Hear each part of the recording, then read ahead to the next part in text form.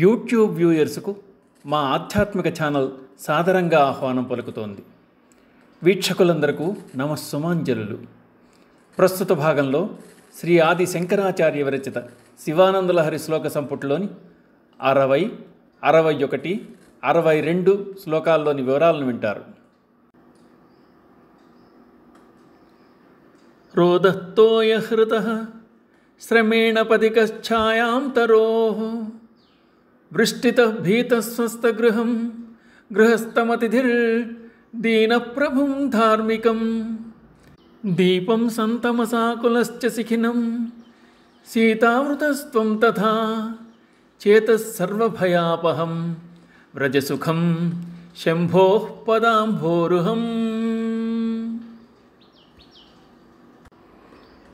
ఓ చిత్తమా, నీటి ప్రవాహ వేగమును కొట్టుకొని పోవువాడు తీరమును, బడలికగొన్న బాటసారి చెట్టు నీడను, వానకు భయపడువాడు సుఖప్రదమైన ఇంటిని, భోజన సమయంలో వచ్చిన అతిథి గృహస్థుని, దీనుడు ధార్మికుడైన ప్రభువును, చీకటిలో ఉన్నవాడు దీపమును, చలిచే అలమటించువాడు అగ్నిని ఆశ్రయించినట్లు నీవును సర్వ భయ నివారకము సుఖావహము అగు ఈశ్వరుని పాదపద్మమును ఆశ్రయింపుము.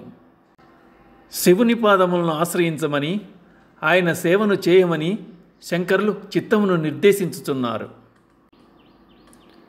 ఆపదలలో చిక్కుకున్నప్పుడు, కష్టములు ఎదురైనప్పుడు, లేక ఇబ్బందికర పరిస్థితుల్లో ఉన్నప్పుడు పరిష్కారం కోసం వెతుకుతాడు మానవుడు. నీటి ప్రవాహంలో పడి కొట్టుకుపోయేవాడు చేతికి అందిన వస్తువును ఊతంగా తీసుకుని ఒడ్డుకు చేరడానికి ప్రయత్నిస్తాడు. తీరం చేరితే కానీ ప్రాణాలు కాపాడుకోలేడు. అలాగే ఒక్కొక్క సమస్యకు ఒక్కొక్క పరిష్కారం ఉంటుంది.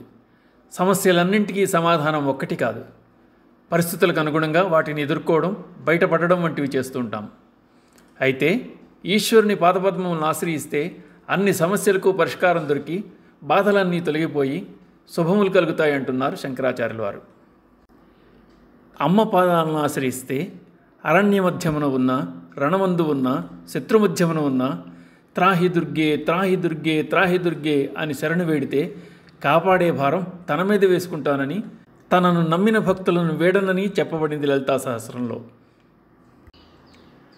ఆపదలెదురైనప్పుడు స్మరణీయం చరణయుగళం అంబాయాం, అమ్మ పాదాలను స్మరించాలి అన్నారు నీలకంఠ దీక్షితారు. అది ప్రహ్లాదుడైనా కావచ్చు, మార్కండేయుడైనా కావచ్చు. చరణ పద్మాలను ఆశ్రయించిన భక్తుల బాగోగులను ఆ పరమాత్మే చూసుకుంటాడు. అందుచేత ఇతర ప్రయాసలు మాని ఈశ్వరుని పాదారవిందములను ఆశ్రయించమని చిత్తమును ఆదేశిస్తున్నారు శంకరులు. అంకోలం నిజ బీజ సంతతిర్ అయస్కాంతో ఫలం సూచికా సాధ్వీ నైజ విభుం లతాక్షితిరుహం సింధుస్సరిద్వల్లభం ప్రాప్నోతిహ యథా తథా పశుపతేః పాదారవిల్దద్వయం చేతో వృత్తిర్వుపేత్య తిష్టతి సదా సా భక్తిరితి ఉచ్యతే. ఊదుగు గింజలు పండి క్రిందపడి తమకు తామే ఆ చెట్టుకు అట్టుకుని పోతాయి.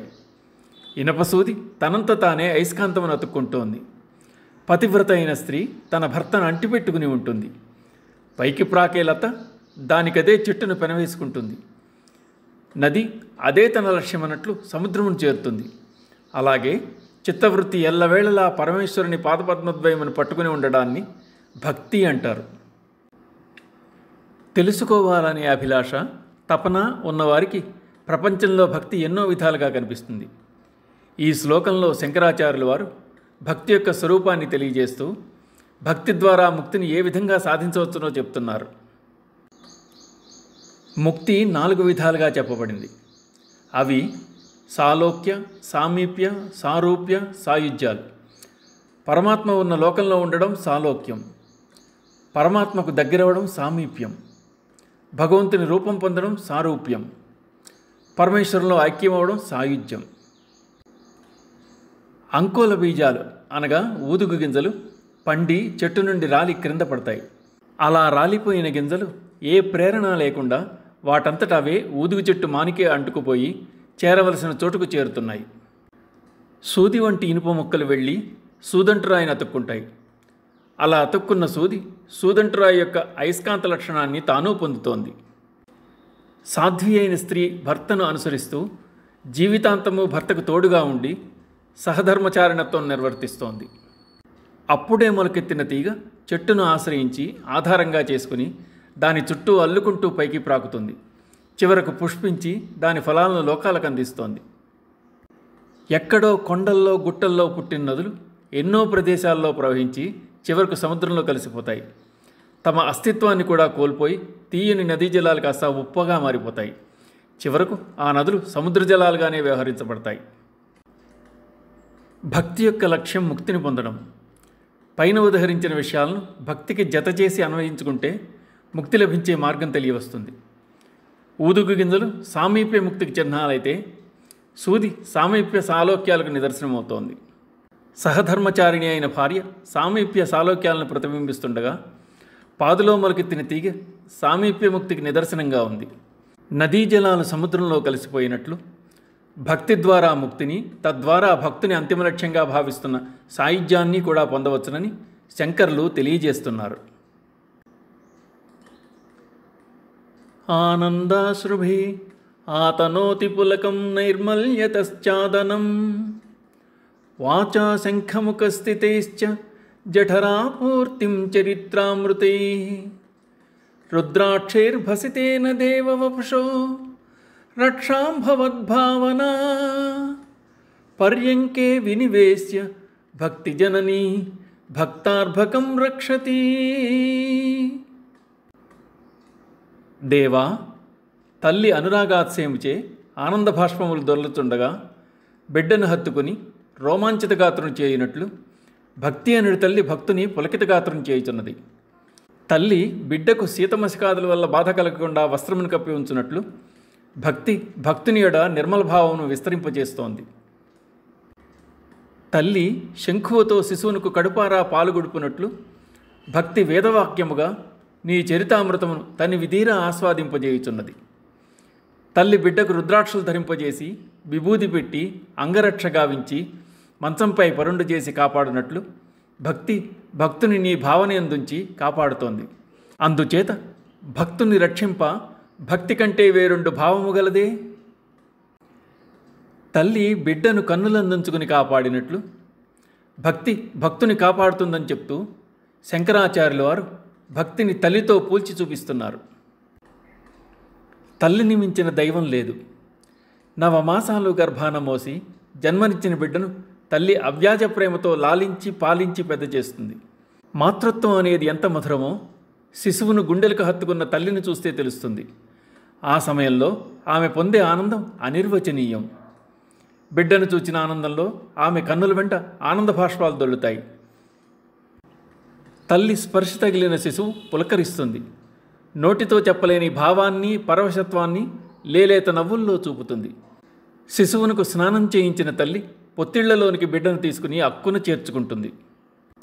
వెండి గిన్నెలో పాలు పట్టి బిడ్డ కడుపు నింపుతుంది.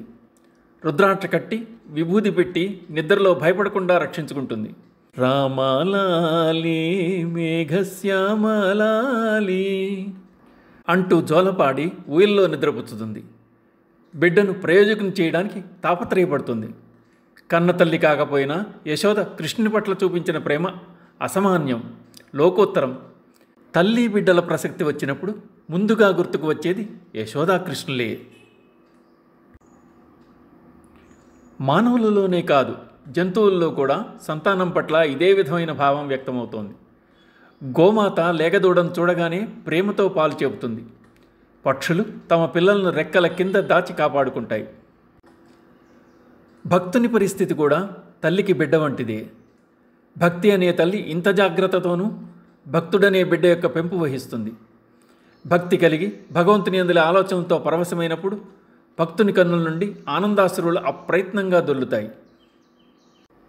భక్తిభావంలో రమిస్తున్న భక్తుడు తన కంటి వెంట వచ్చే ఆనందధారల చేత సుస్నాతుడవుతాడు. భక్తి పవిత్రమైన నిర్మల సాత్విక భావాలను కలగజేసి భక్తుని శాంతపరుస్తుంది. భక్తుని చేత అర్చనాది పూజా కార్యక్రమాలను గావింపజేసి శివమంత్రం చెప్పి శంకులోని తీర్థమును స్వీకరించేలా చేస్తుంది. భక్తుని చేత రుద్రాక్షలు విభూది ధరింపజేస్తుంది. భక్తుణ్ణి శివధ్యానం అనే ఊయల్లో పరుండు చేస్తుంది. ఇన్ని కారణాల వల్ల శిశువునకు కంటి రెప్పలా కాపాడుకునే తల్లి ఎంత అవసరమో భక్తునకు భక్తి కూడా అంతే అవసరమని శంకరులు అభిప్రాయపడుతున్నారు. ఓం తత్సత్. యూట్యూబ్ వ్యూయర్స్కు మా ఆధ్యాత్మిక